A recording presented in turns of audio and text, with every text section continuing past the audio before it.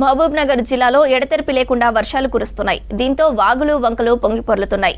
కృష్ణా బేసిన్లోని ప్రాజెక్టులు జలకల సంతరించుకున్నాయి. లోతట్టు ప్రాంతాల ప్రజలు అప్రమత్తంగా ఉండాలని అధికారులు అలర్ట్ జారీ చేశారు.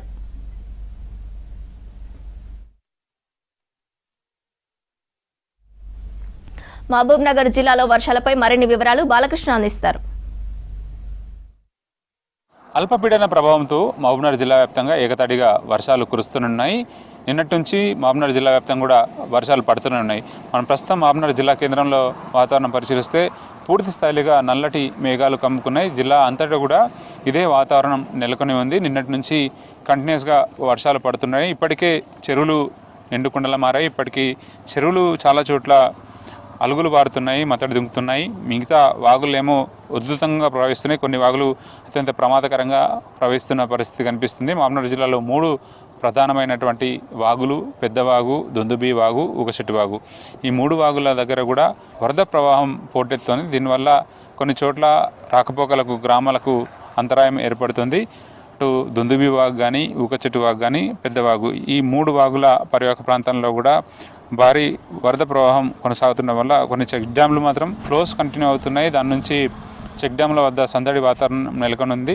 సో మత్తడి దుంకుతున్నటువంటి పరిస్థితులు కనిపిస్తున్నాయి.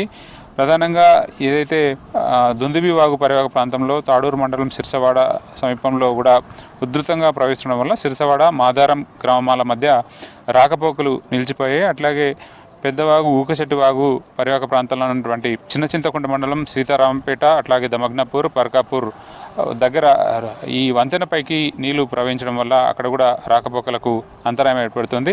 సో ఇక ప్రాజెక్టులు అయితే చాలా సందడిగా మారాయి.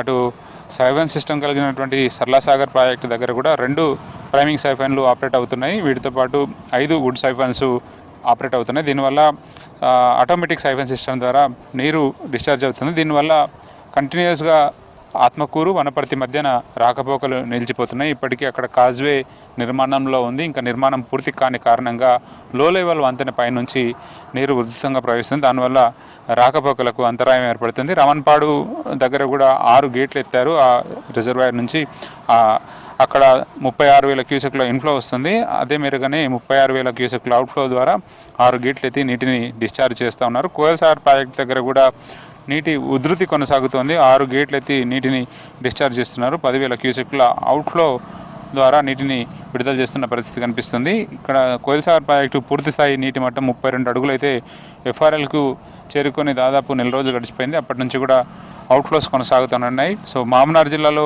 ప్రధానంగా చెప్పుకోదగ్గ ప్రాజెక్టు జూరాల ప్రాజెక్టు. కృష్ణా బేసిన్లో తెలంగాణ ప్రాంతంలో మొదలెట్టే మొట్టమొదటి ప్రాజెక్టు చెప్పవచ్చు. ఈ రోజు కూడా భారీ స్థాయిలో వరద వస్తుంది.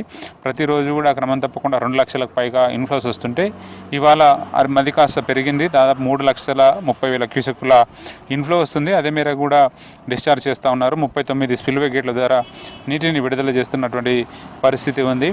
జూరాల ప్రాజెక్టు పూర్తిస్థాయి నీటి నిల్వ సామర్థ్యం కూడా మొత్తం 9.6 TMCs ఉంటే ఇప్పటికీ లైవ్లో 8.3 TMC ఉంది.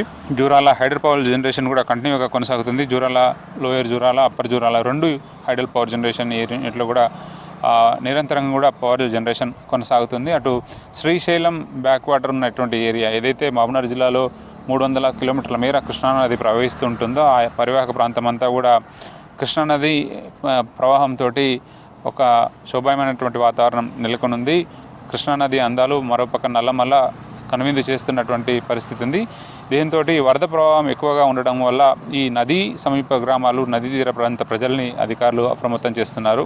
ఎందుకంటే ఈ వరద ప్రవాహం ఎక్కువగా ఉండడం వల్ల మత్స్యకారులు కానీ లేకపోతే నదీ తీర ప్రాంత ప్రజలు నది ప్రయాణం చేయొద్దు, బోట్ల ద్వారా అట్లాగే పుట్టిల ద్వారా ప్రయాణం చేయొద్దని చెప్పి అధికారులు ఆదేశాలు జారీ చేశారు. ఇప్పటికీ అలర్ట్ కూడా జారీ చేశారు. ఈ నదీ సమీప ప్రాంతాల్లో పోలీసు అధికారులు పికెటింగ్ కూడా ఏర్పాటు చేసినటువంటి పరిస్థితి కనిపిస్తుంది. సో ఇది మహబూబ్నగర్ జిల్లాలో మొత్తాన్ని వర్షానికి సంబంధించిన అప్డేట్. కెమెరా పర్సన్ శ్రీనివాస్ కలిసి బాలకృష్ణ, V6 న్యూస్, మహబూబ్నగర్.